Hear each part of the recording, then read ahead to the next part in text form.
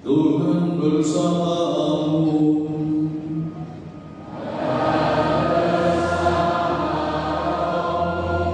Inilah Injil suci menurut Matius.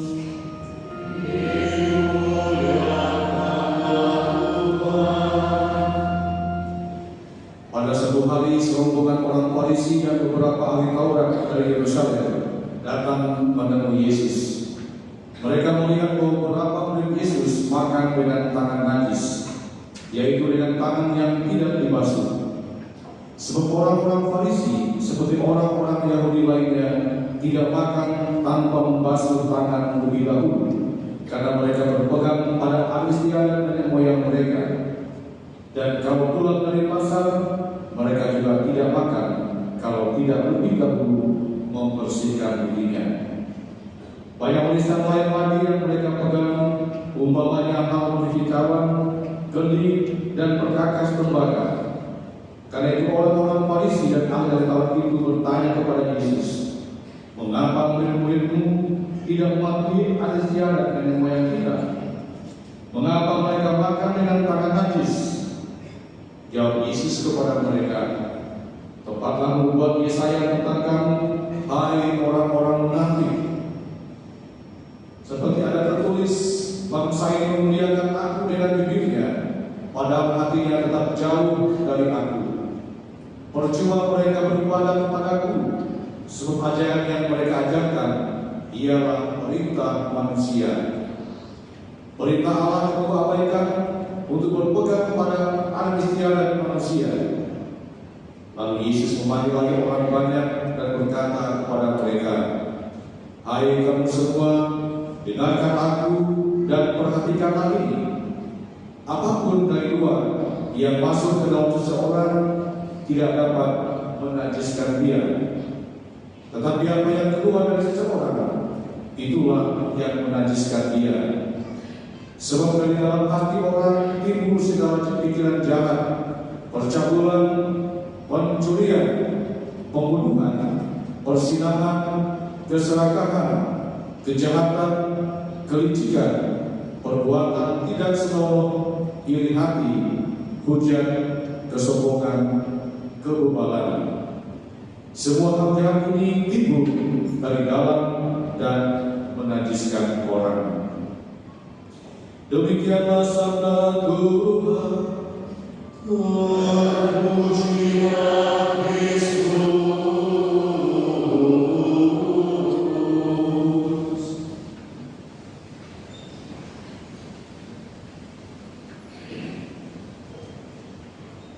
Bapak Ibu, saudara-saudara yang terkasih, sekali lagi selamat sore. Salam. Mungkin kita masih ada mengingat kurang-kurangnya pengalaman di awal masa pandemi. Ya. Di awal masa pandemi itu tahun berapa sih kira-kira? 2019 atau 2020? Hebohnya di Indonesia tahun sekitar tahun 2020 ya. Dan mungkin Bapak Ibu masih ingat, ya kalau pergi ke pasar, pulang mesti apain? Jangan masuk, jangan. Buka sepatu, buka baju, disiapkan tempat dan bajunya dibuang, di tempat yang aman. Apa-apa nggak boleh langsung masuk rumah kan? Apa-apa, apalagi langsung makan pasti tidak boleh. Ya. Itu sangat merasa sekali pada masa awal pandemi itu bahwa orang masuk pun kita mesti curigai harus semprot dulu, ya kan? Supaya agar kuman-kuman virus itu tidak masuk ke rumah. Ya. Dan suasana sangat-sangat yang mencegah, ya kadang-kadang juga bikin buat tidak nyaman, begitu ya. Apa-apa harus melaksanakan protokol kesehatan yang detail. Bahkan di lingkungan gereja itu juga melakukan hal yang sama, yang menggunakan masker, menjaga jarak dan lain sebagainya. Tentu ini unsur pengalaman yang tak pernah terlupakan dalam kehidupan kita ya. Yang tujuannya memang untuk keselamatan dan supaya terpapar virus corona itu sendiri.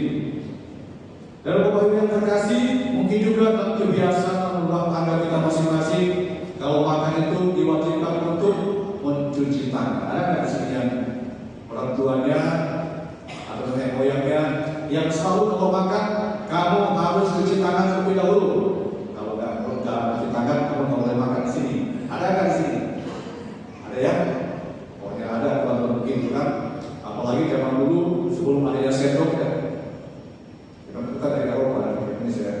dulu kita tuh makan di lantai, ketika begitu lalu kita makan dengan tangan, paling enak gitu ya, maka diwajibkan untuk mencuci tangan.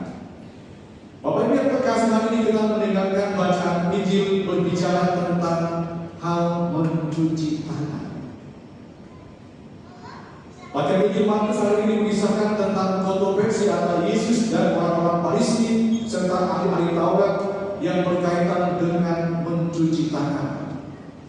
Orang-orang Yahudi, orang-orang Farisi, ahli-ahli Taurat pada masa itu, pada zaman Yesus, sangat menekankan tentang hukum dan kebiasaan ini, bahwa sebelum makan dalam sebuah upacara perjamuan, orang wajib yang namanya mencuci tangan. Dan kalau ada orang yang makan tanpa terlebih dahulu mencuci tangannya, maka orang itu disebut najis. Ya, kalau najis berarti tidak boleh bergaul dengan orang yang tidak najis. Maka ketika itu orang-orang Farisi melihat murid-murid Yesus makan tanpa terlebih dahulu mencuci tangan, mereka bertanya kepada Yesus dan protes.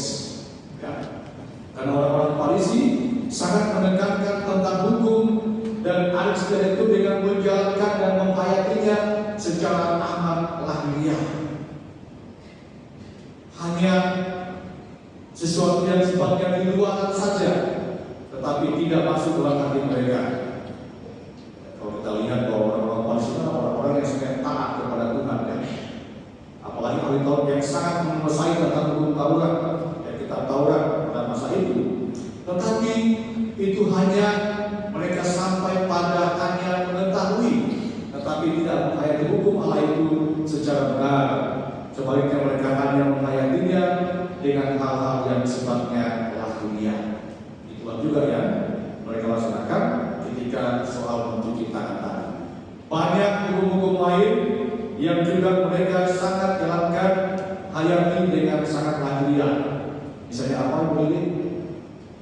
Selain mencuci tangan, siapa lagi? Perdiakon, kan? Selain mencuci tangan, apa lagi yang sangat kental dalam kebiasaan adat istiadat orang-orang Yahudi? Siapa lagi? Soal hari Sabat, lagi? Sabat, apa lagi? Ya, kalau bertemu dengan orang ini, orang dusta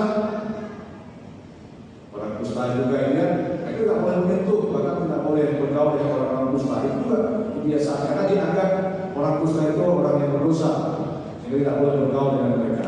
Apalagi tentang mencuci cawan, kendi, ya, itu sangat mereka sungguh-sungguh laksanakan dengan sangat baik, ya.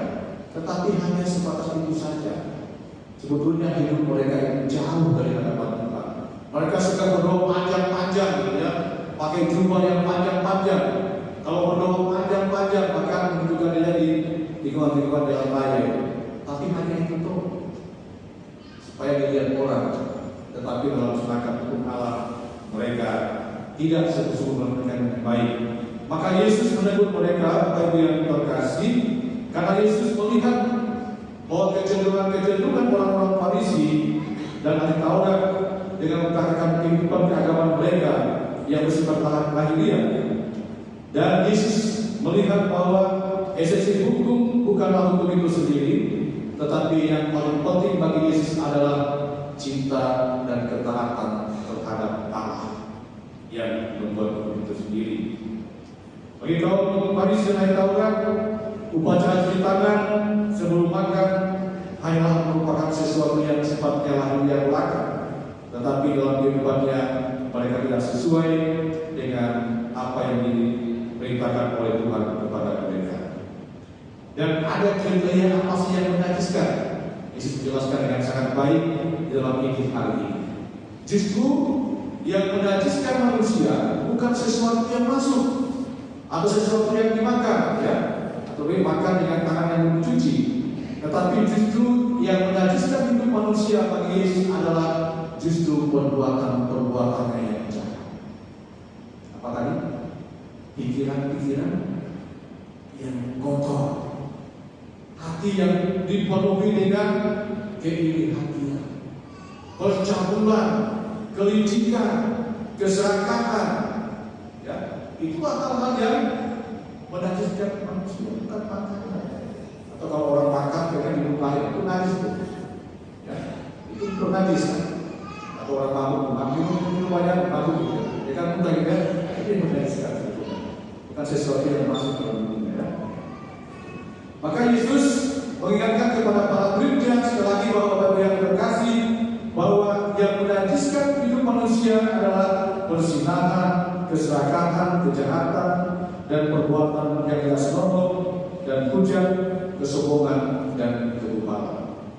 Maka mari kita bertanya pada diri kita, apakah kita sebagai murid-murid Yesus, kita sungguh-sungguh telah hidup berdasarkan sabda Tuhan yang selalu mampu menghindarkan diri kita dari pikiran-pikiran dan hati kita yang jahat itu, dengan perbuatan-perbuatan kita yang jahat, atau selama ini kita masih diwarnai, dikuasai oleh hawa nafsu, kesombongan, keluparan, keserakahan, pencurian dan lain sebagainya.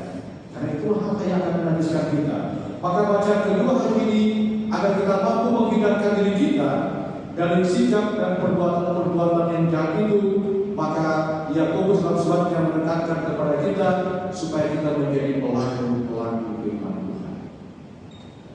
Itulah yang akan membantu kita untuk menghindarkan diri dari pikiran-pikiran dan hati kita yang jahat itu yang bisa membuat kita jatuh pada kenajisan itu sendiri. Maka bulan kitab suci hari ini yang kita mulai hari ini mengajak kita semua Bapak yang terkasih untuk senantiasa juga sepanjang bulan ini menjadikan bulan ini sebagai bulan kitab suci, supaya kita mampu hidup berdasarkan sabda Tuhan, menjadi pelaku-pelaku firman Tuhan. Maka kalau ada di antara kita yang beli kitab suci bahkan sampai sekarang belum dibuka, nah buka sekarang. Ada kan? Atau beli kitab suci, kita buka dong kitab sucinya gitu ya. Itu dia simpan di lemari yang bagus sekali, kasih bunga begitu ya. Setiap kali lewat dia mau rumah kitab suci itu, ya kan? Benar kan itu? Yang benar adalah dibaca, dibuka bukunya, dibaca, direnungkan dan dilaksanakan dalam kehidupan kita, supaya kita tidak najis akibat perbuatan kita yang tidak sesuai dengan kehendak Tuhan.